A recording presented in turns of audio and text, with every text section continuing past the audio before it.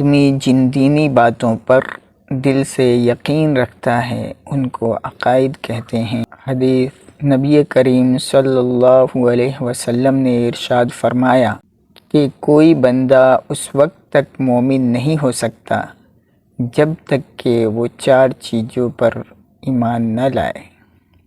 Number 1، اس بات کی گواہی دے کہ اللہ تعالیٰ کے سوا کوئی عبادت کے لائق نہیں اور میں محمد صلی اللہ علیہ وسلم اللہ کا رسول ہوں اور اللہ نے مجھے حق کے ساتھ بھیجا ہے۔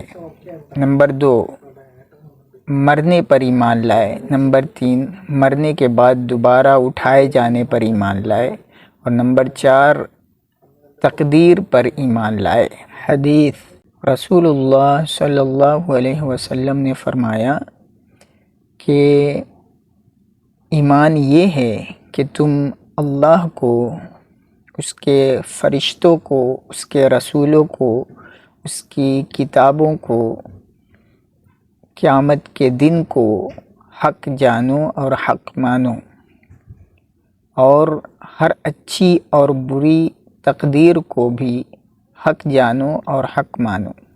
عقیدہ مسلمانوں کے لیے وہ بنیادی چیز ہے جس پر سارے دین کی عمارت کھڑی ہوتی ہے۔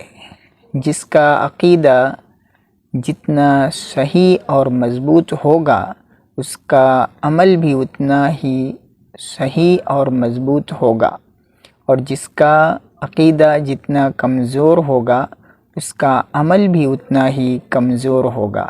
لہٰذا عقیدے کو صحیح اور مضبوط بنانا ہر مسلمان کے لیے ضروری ہے۔